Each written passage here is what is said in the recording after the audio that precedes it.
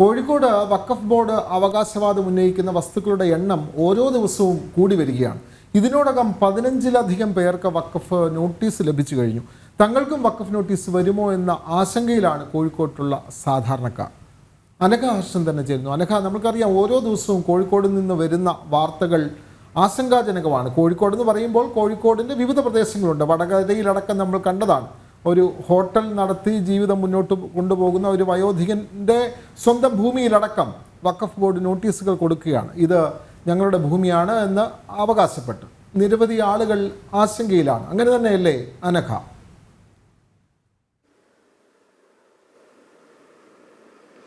തീർച്ചയായും ഓരോ ദിവസവും ഉറങ്ങി എഴുന്നേൽക്കുമ്പോൾ ഇവിടുത്തെ സാധാരണക്കാരൻ ചോദിക്കുന്നത് നാളെ രാവിലെ എൻ്റെ ഭൂമിക്കും അവകാശം ഉന്നയിച്ചുകൊണ്ട് വഖഫ് ബോർഡ് എത്തുമോ എന്നൊരാശങ്കയാണ് ഇവിടുത്തെ സാധാരണക്കാരനുള്ളത്.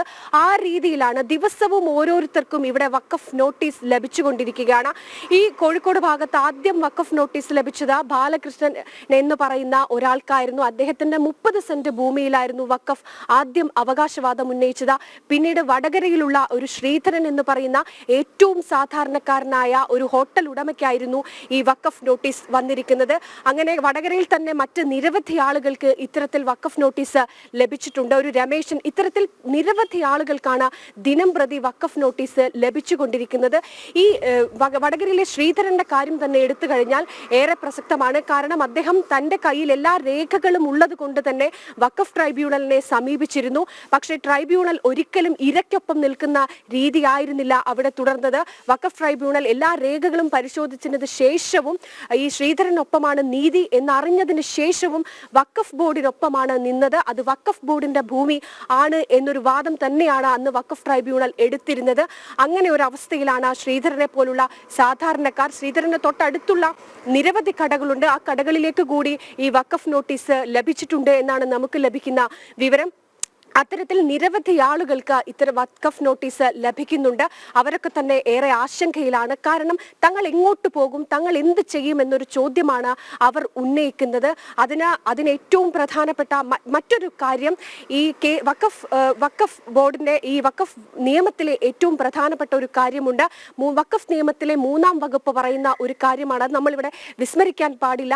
കാരണം അതിൽ പറയുന്നത് നിങ്ങളുടെ ഒരു ഭൂമി അത് മുസ്ലിമിൻ്റെതാണെന്ന് വഖഫ് വിചാരിച്ചാൽ ആ ഭൂമി മുസ്ലിമിൻ്റെതായിരിക്കും എന്നാണ് വഖഫ് നിയമത്തിലെ 3-ാം വകുപ്പ് പറയുന്നത്. അത് ഉപയോഗിച്ചാണ് വഖഫ് ഇപ്പോൾ പലയിടങ്ങളിലും തങ്ങളുടെ അവകാശവാദം ഉന്നയിച്ചു വരുന്നത്. ഇവിടെയൊക്കെ നമുക്ക് ഏറെ പ്രസക്തമാകുന്ന ഒരു ചോദ്യമുണ്ട്. മധ്യപ്രദേശ് കോടതി ചോദിച്ച ഒരു ചോദ്യമാണ്. അതായത് മധ്യപ്രദേശിലുള്ള ഒരു അതിപുരാതനമായ സ്ഥലത്ത് വഖഫ് അവകാശവാദം ഉന്നയിച്ചിരുന്നു. അതുമായി ബന്ധപ്പെട്ട കേസ് കോടതിയിൽ എത്തിയിരുന്നു. ഈ സമയം കോടതി ചോദിച്ച ഏറ്റവും പ്രധാനപ്പെട്ട ഒരു ചോദ്യമുണ്ട്. അതായത് മുഗളന്മാരാണ് ഇന്ത്യ ഭരിച്ചിരുന്നത്. അങ്ങനെയെങ്കിൽ ഈ ഇന്ത്യ മൊത്തം വഖഫിൻ്റെതാണെന്ന് പറയുമോ എന്നൊരു നിർണായകമായ ചോദ്യമാണ്. കോഴിക്കോട്ടുകാർ വലിയ ആശങ്കയിലാണ്. ഉണർന്നെണീക്കുമ്പോൾ വഖഫിന്റെ നോട്ടീസ് ആകുമോ കയ്യിൽ കിട്ടുക എന്നൊരു ആശങ്ക അവർക്കുണ്ട്. കാരണം അത്രമേൽ വഖഫ് അവകാശവാദം ഉന്നയിച്ച് മുന്നോട്ട് വരുന്നുണ്ട് എന്നത് തന്നെയാണ് പ്രധാന കാരണം. വിവരങ്ങൾ നൽകുകയായിരുന്നു അനഘ ഹർഷൻ.